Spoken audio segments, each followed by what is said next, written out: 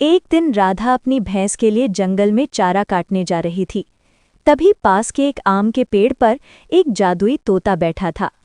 उसने राधा को देखकर कहा, वाह, ये औरत कितनी मेहनती है। मैं कई सालों से देख रहा हूँ।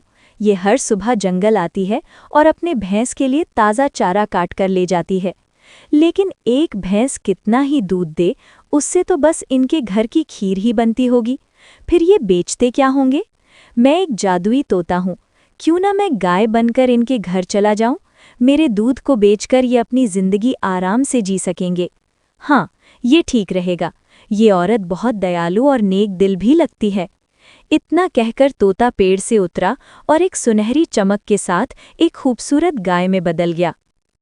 फिर वो राधा के पास गया और बोला, हे दयालु औरत, इस जंगल में मेरा कोई नहीं है, मैं अकेली हूँ। क्या तुम मुझे अपने घर ले चलोगी? मैं तुम्हें बदले में ढेर सारा दूध दूंगी। राधा ने गाय की बात सुनकर आश्चर्य से कहा, ये क्या? मैं कोई सपना तो नहीं देख रही। ये गाय तो बोल रही है।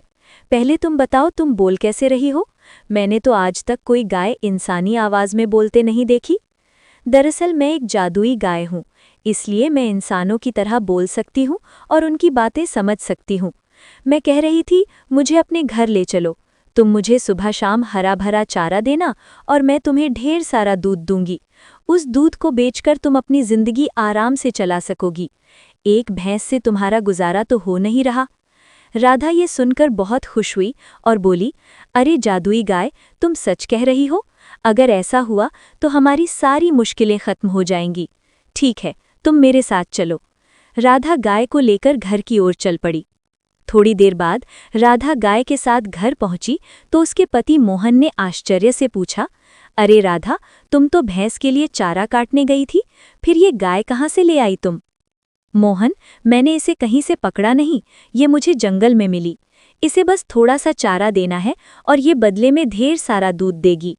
एक भैंस से हमारा गुजारा नहीं हो रहा था, अब इस गाय का दूध बेचकर हम अच्छे से जी सकेंगे।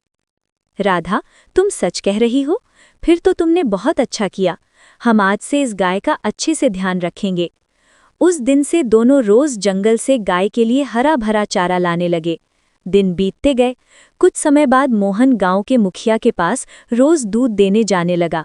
एक दिन उसका पड़ोसी किशन ये सब देखकर सोचने लगा, अरे, इसके पास तो एक ही भैंस थी, फिर ये रोज बाल्टी भरकर दूध कहाँ से ला रहा है? एक भैंस इतना दूध कैसी दे सकती है? जरूर कोई रहस्य है, मुझे जल्दी पता लगाना होगा। किशन अपनी पत्नी सरला को ये बात बताने घर गया।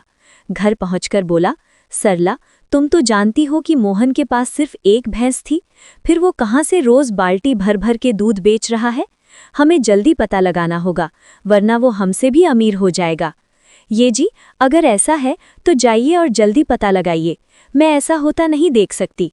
हाँ ठीक है, मैं अभी जा रहा हूँ। वो मोहन के घर पहुंचा और चुपके से सब देखने लगा। मोहन गाय से बातें कर रहा था, मेरी प्यारी गाय, और चारा खाएगी? मैं अभी लाता हूँ। नहीं मोहन, आज तुमने मुझे बहुत चारा खिला दिया, अब मैं और नहीं खा सकती। किशन गाय को बोलते हुए देखकर हैरान रह गया। अरे, ये गाय तो बोल रही है, ये कैसे हो सकता है? गाय भी इंसानों की तरह बोलती है। मोहन, आज मैं तुम्हें ढेर सारा दूध दूंगी। जितना दूध चाहिए उतनी बाल्टियां रख दो, कल सुबह वो सारी बाल्टियां दूध से भरी होंगी। नहीं गायत्री, तुम पहले जितना दूध देती थी उतना ही दो, ज्यादा लालच अच्छा नहीं। हमारा गुजारा अच्छे से हो रहा है। वैसे तुम्हें मेरे घर अच्छा लग रहा है ना? तुम्हें चारा देने में तो मैं परेशान नहीं हूँ। हाँ मोहन, मैं बहुत खुश हूँ। हमारे दूध से तुम्हें फायदा हो रहा है ना? हाँ गायत्री, तुम्हारे दूध से हमें 2 वक्त की रोटी मिल रही है। अच्छा, तो ये जादुई गाय है जो बाल्टी बाल्टी दूध देती है। मुझे जल्दी कुछ करना होगा। हाँ, कल जब मोहन गाय को जंगल ले जाएगा, मैं उसे मार दूंगा, फिर देखता हूँ ये दूध कहाँ से लाता है। मोहन, एक ज़रूरी बात सुनो, अगर मुझे कुछ हो जाए या कोई मुझे मार दे तो तुम चिंता मत करना। जिस पेड़ के नीचे मैं राधा को मिली थी, उसकी पत्तियां मेरे सिर पर रख देना, मैं फिर से जीवित हो जाऊंगी। गायत्री, ऐसी बातें क्यों करती हो? मेरा किसी से झगड़ा नहीं, कोई तुम्हें क्यों मारेगा? चलो मैं तुम्हें जंगल ले चलता हूँ। राधा, मैं गायत्री को जंगल ले जा रहा हूँ, अगर देर हो जाए तो चिंता मत करना। ठीक है, लेकिन जंगल में सावधान रहना, वहाँ जंगली जानवर होते हैं। मोहन गाय को लेकर जंगल गया। वहाँ गायत्री हरा भरा चारा खाने लगी। तभी मोहन ने सोचा, आज बहुत गर्मी है, एक काम करता हूँ, मैं उस पेड़ के नीचे थोड़ा आराम कर लेता हूँ। वो पेड़ के नीचे जमीन पर बैठ गया। इधर किशन झाड़ियों में छिपा था। उसने सोचा, इस गाय को मारना ही पड़ेगा, ये मेरे रास्ते का कांटा है। तभी गायत्री जोर जोर से चिल्लाने लगी। मोहन नींद से जागा और बोला, अरे गायत्री को क्या हुआ, मुझे देखना चाहिए। वो गाय के पास पहुंचा और देखकर स्तब्ध रह गया। गायत्री मर चुकी थी। मोहन बहुत दुखी हुआ और उसकी आंखों से आंसू बहने लगे। हे भगवान, ये कैसे हो गया, मेरी गायत्री कैसे मर गई, अब मैं राधा को क्या जवाब दूंगा। मोहन उदास होकर घर लौटा। तभी राधा ने पूछा, मोहन क्या हुआ, तुम इतने दुखी क्यों हो, और गायत्री कहाँ है। राधा, मैं तुम्हें कैसे बताऊं, गायत्री अब नहीं रही, वो मर गई। ये क्या कह रहे हो, वो तो जंगल में चारा खाने गई थी, बताओ क्या हुआ। मैं जंगल में पेड़ के नीचे सो रहा था, तभी अचानक गायत्री की चीख सुनाई दी। जब मैंने देखा तो वो मर चुकी थी। ये कैसे हो गया, वो गाय हमारी कमाई का एकमात्र सहारा थी, अब हम क्या करेंगे। राधा, चिंता मत करो, मुझे गायत्री का रहस्य पता है, मैं जंगल से पत्तियां लाता हूँ। ठीक है, लेकिन सावधानी से जाना। मोहन जंगल गया और उस पेड़ की पत्तियां तोड़कर गाय के पास पहुंचा। उसने पत्तियां गाय के सिर पर रखीं, तभी एक तेज रोशनी के साथ गायत्री जीवित हो गई। मोहन खुश होकर बोला, गायत्री तुम वापस आ गई, भगवान का लख लख शुक्र है। पता है, मुझे तुम्हारे बिना अच्छा नहीं लग रहा था, राधा और मैं रो रो कर बुरा हाल हो गया। मोहन, अब मैं ठीक हूँ, चलो घर चलते हैं, राधा मुझे देखकर खुश होगी। मोहन गाय को लेकर घर गया और राधा को सब कुछ बताया। राधा खुशी होकर बोली, गायत्री पता है, तुम्हारे बिना हम परेशान हो गए थे। राधा, अब चिंता मत करो, मैं फिर से लौट आई ना, मुझे अब प्यार से सुरभ कहकर बुलाना। मोहन, घर में खाने को कुछ नहीं है, अब क्या करें। मोहन, बाल्टी लाओ, मैं तुम्हें ढेर सारा दूध दूंगी। सुरभि, पहले जितना दूध देती थी उतना ही दो, वो हमारे लिए काफी है। मोहन बाल्टी लाया। एक जादुई रोशनी के साथ बाल्टी दूध से भर गई। राधा बोली, वाह सुरभि, तुम्हारा दूध तो बहुत गाढ़ा है, लेकिन अभी हमारे पास चारा नहीं है। कोई बात नहीं, हमारे पास अमरूद का पेड़ है, उसकी पत्तियां लाओ, वही खा लूंगी। तभी पीछे से किशन आया और ये सब देखकर हैरान हो गया।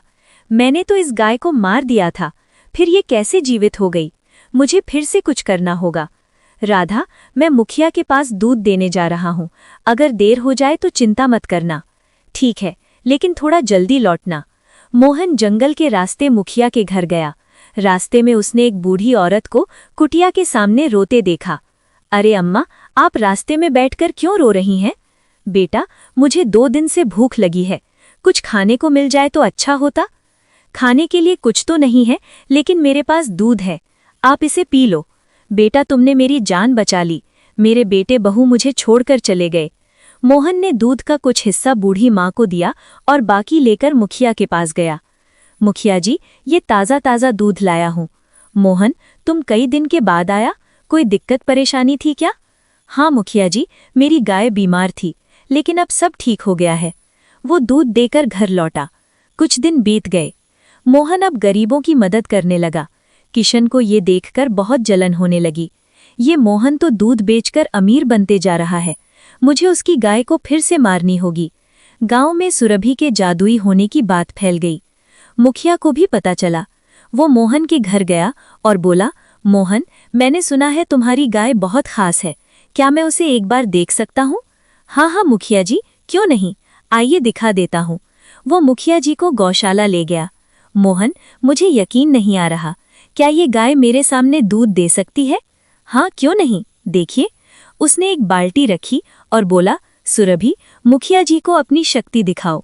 एक सुनहरी रोशनी के साथ बाल्टी दूध से भर गई। मुखिया लालच में आ गया और बोला, मोहन, ये गाय मुझे दे दो, मैं तुम्हें बहुत सारा धन दूंगा। नहीं मुखिया जी, ये गाय मैं नहीं बेच सकता।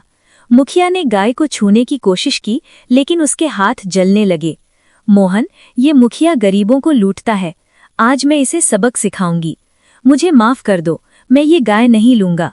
मुखिया जी, आपने गरीबों की जमीन छीनी है, उन्हें वापस कर दीजिए और माफी मांगिए। मुखिया को अपनी गलती का एहसास हुआ। उसने सबकी जमीन लौटाई और गरीबों की मदद शुरू की। मोहन, अब मेरा काम यहाँ पूरा हुआ। तुम अब खुशहाल हो। मैं किसी और गरीब की मदद करने जाऊंगी। सुरभि, तुमने हमारी जिंदगी बदल दी। ये एहसान जिंदगी भर नहीं भूलूंगी। सुरभि चली गई और मोहन और राधा खुशी खुशी